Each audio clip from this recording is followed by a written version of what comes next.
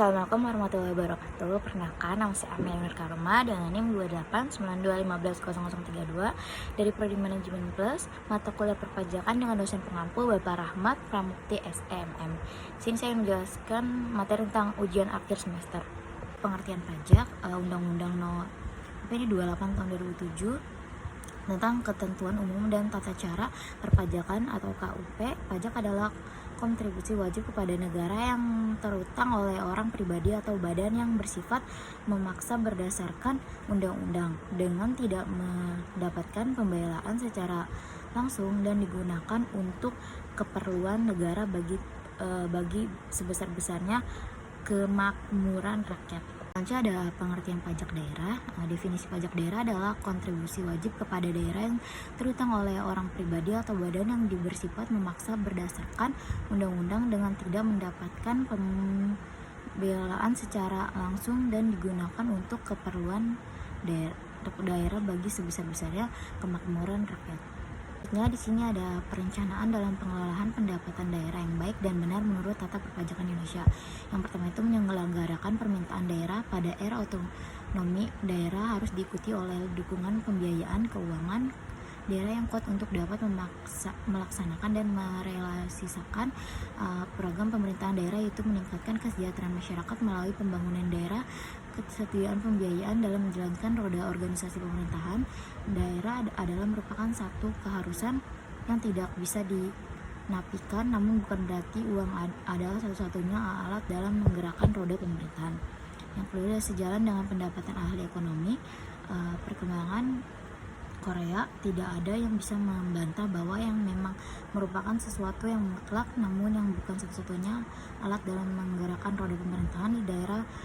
Rata kunci otonomi daerah adalah kewenangan. Dengan kewenangan uang akan dapat dicari, dan dengan itu pala pemerintah, maksud pemerintahan daerah, harus mampu menggunakan uang dengan bijaksana. Yang ketiga itu ada ketersediaan.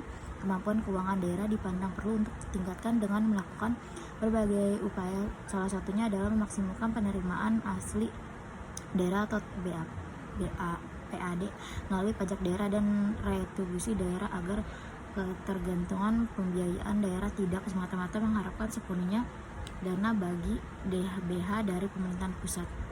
Di sini ada berdasarkan Undang-Undang Nomor 28 tahun 2009 tentang daerah dan retribusi daerah telah menetapkan bahwa yang menjadi kewenangan pemerintah kabupaten atau kota dalam pengelolaan pajak daerah terbagi dalam 11 jenis pajak, yaitu sebagai berikut. Yang pertama ada pajak restoran, pajak hiburan, pajak reklame, pajak penerimaan jalan, pajak mineral logam dan batuan, pajak parkir, pajak tanah air, pajak hotel, pajak sarang burung walet, pajak bumi dan pembangunan pedesaan dan perkotaan. Yang terakhir ada biaya peroleh hak atas tanah dan bangunan.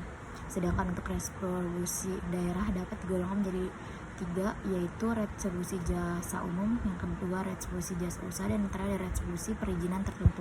Selanjutnya di sini ada salah satu tugas pokok dari fungsi dinas pendapatan daerah kebutuhan Indra Huda yang merupakan koordinator administrasi bidang pendapatan daerah secara keseluruhan dan berdasarkan data dan fakta penerimaan daerah bahwa secara umum dari tingkat dalam mendapatkan hasil daerah PAD dari tahun ke tahun dalam kurun waktu 1 tahun terakhir. Sebagai terakhir masa kepemimpinan Bapak Bupati Yopi Arianto SE dan Herman Hamilini SESA mengalami peningkatan yang signifikan sebagaimana terlihat pada tabel di bawah ini. Ini tabelnya sebagai berikut.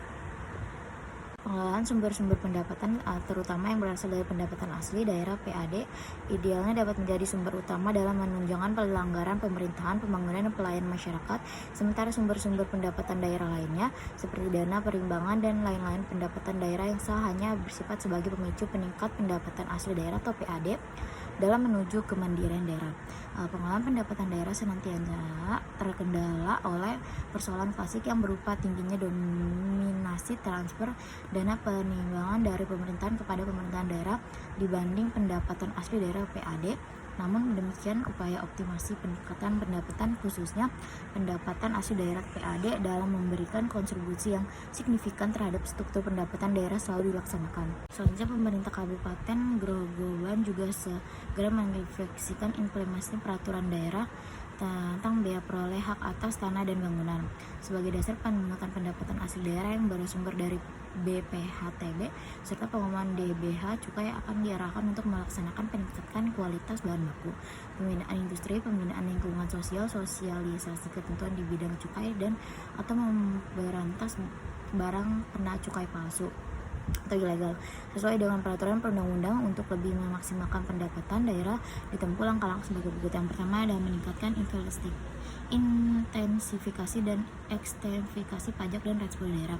Yang kedua, meningkatkan kesadaran masyarakat sebagai wajib pajak dan atau wajib resolusi untuk memenuhi kewajibannya dengan lebih menginvestasikan pembinaan dan penyuluhan serta menyebarkan prosedur pembayaran pajak dan retribusi. Yang ketiga adalah melakukan reformasi dan reeksekusi terhadap peraturan daerah tentang pendapatan daerah, melakukan kajian, evaluasi, dan perubahan daerah yang disesuaikan dengan peraturan perundang-undangan yang berlaku serta disesuaikan dengan kemampuan dan potensi masyarakat.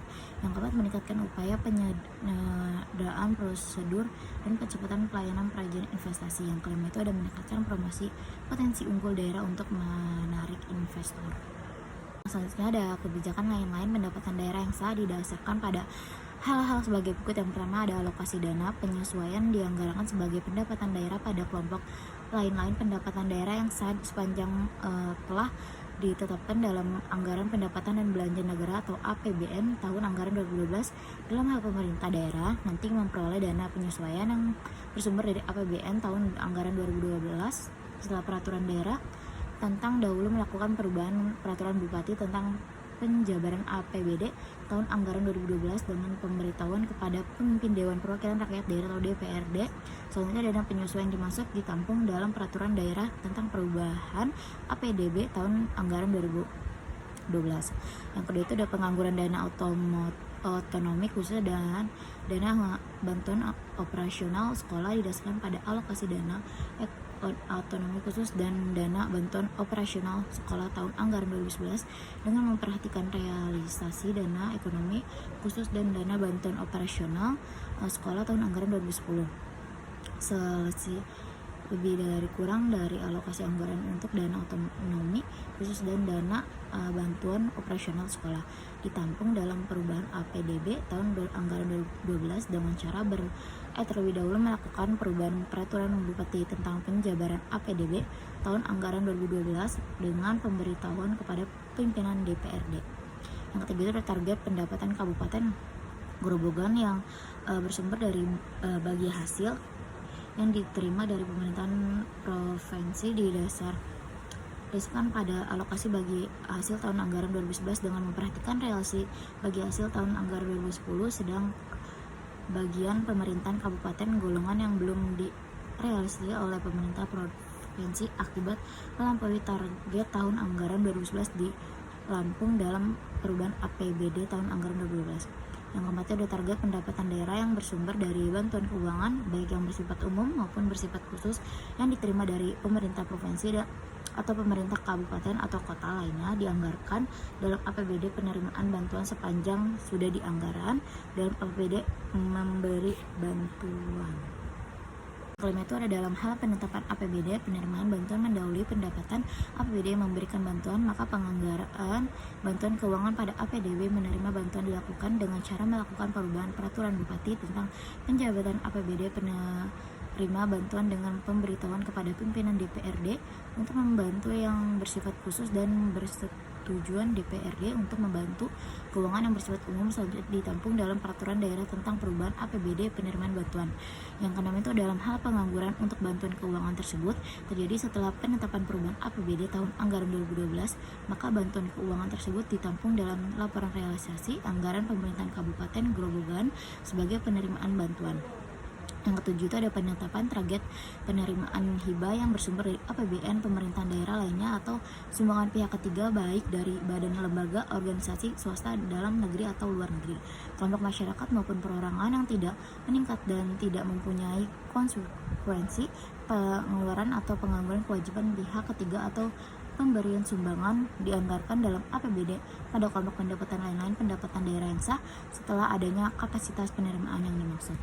Selain berdasarkan seperti uraian di atas, pemerintah kabupaten Grobogan juga segera mengefektifkan implementasi peraturan daerah tentang biaya peroleh hak atas tanah dan bangunan atau BPHTB sebagai dasar pemungutan pendapatan hasil daerah yang bersumber dari BPHTB serta penggunaan DBH cukai akan diarahkan untuk melaksanakan peningkatan kualitas bahan baku, pembinaan industri, pembinaan lingkungan sosial, sosialisasi ketentuan di bidang cukai dan atau pemberantasan barang kena cukai atau palsu atau cukai ilegal sesuai dengan peraturan perundang-undangan.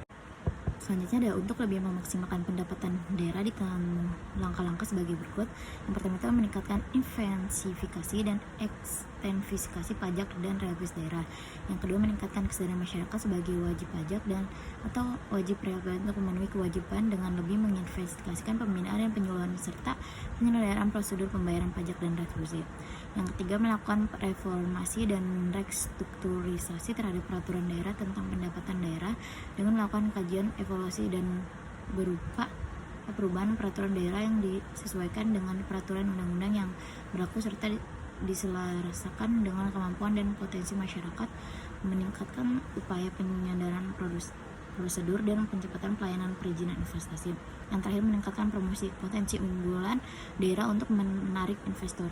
Ini pada target dan relasi pendapatan. Target pendapatan Kabupaten Grobogan pada tahun 2012 adalah sebesar Rp1.297.750.363 dan terrealisasi sebesar Rp1.323.873.1015 atau 102,01% dengan perincian target pendapatan asli daerah sebesar Rp881.393.03 terrealisasi sebesar Rp105.463.30.984 atau 119,66%. Target dana berimbang sebesar Rp972.655.932 terrealisasi sebesar Rp976.816.606.098 atau 143% dan target lain-lain pendapatan daerah yang sah sebesar Rp236.963.128 terrealisasi sebesar Rp241.557.683.434 atau 101,94%. Target dan realisasi pendapatan Kabupaten Grobogan tahun anggaran 2012 dapat dilihat pada gambar berikut. Seperti ini gambarnya. Sini ada jenis-jenis retribusi daerah dapat dikelompokkan ke dalam 3, yaitu retribusi jasa umum, retribusi jasa usaha, dan retribusi perizinan tertentu. Yang pertama itu ada retribusi jasa umum adalah pengangkutan atas pelayanan yang disediakan atau diberikan pemerintah daerah untuk tujuan kepentingan dan kemanfaatan untuk umum serta dapat dinikmati oleh orang pribadi atau badan. Yang kedua itu ada retribusi jasa usaha adalah pengangkutan atas pelayanan yang disediakan oleh pemerintah daerah dengan menganut prinsip komersial yang meliputi A. Pelayanan dengan menggunakan atau memanfaatkan kekayaan daerah yang belum dimanfaatkan secara optimal dan atau B. Pelayanan oleh pemerintah daerah sepanjang belum dapat disediakan secara memadai oleh pihak swasta. Yang ketiga itu ada retribusi perizinan khusus adalah pungutan atas pelayanan perizinan tertentu oleh pemerintahan daerah kepada orang pribadi atau badan yang dimaksud untuk mengatur atau mengawasan kegiatan pemanfaatan ruang, penggunaan sumber daya alam, barang, prasarana, sarana, atau fasilitas tertentu guna melindungi kepentingan umum dan menjaga kelestarian lingkungan. Di sini ada jenis-jenis retribusi daerah. Yang pertama itu ada jenis jasa umum, yang pertama itu ada kesehatan, kedua persampahan, yang ketiga KTP dan akta capil, yang keempat pemakaian, yang kelima parkir di tepi jalan umum, yang keenam pasar, yang ketujuh pengujian kendaraan bermotor, yang ke-8 pemeriksaan alat pemadam kebakaran, yang ke-9 ada biaya cetak PATA, yang 10 ada penyediaan kasus, yang 11 pengolahan limbah cair, yang 12 tera atau ulang, yang ke-13 pendidikan, dan yang ke-14 ada pengendalian menara telekomunikasi. Selanjutnya ada jasa usaha, yaitu ada pemakaian kekayaan daerah, ada pasar grosir atau pertokoan, yang ketiga tempat perlelangan, yang keempat terminal, yang kelima tempat khusus parkir, yang keenam tempat penginapan, yang ketujuh rumah potong hewan, yang kedelapan ada pelabuhan, yang kesembilan tempat rekreasi dan olahraga, yang 10 penyeberangan di air, dan yang ke-11 ada penjualan produksi daerah. Selanjutnya ada perizinan tertentu. Yang pertama itu ada izin mendirikan bangunan, yang kedua ada izin tempat penjualan minuman beralkohol, yang ketiga izin gangguan, yang keempat itu ada izin trayek, dan yang kelima itu ada izin usaha perikanan. Dan presentasi dari saya, kurang lebihnya mohon maaf. Wabillahi taufiq walhidayah. Wassalamualaikum warahmatullahi wabarakatuh.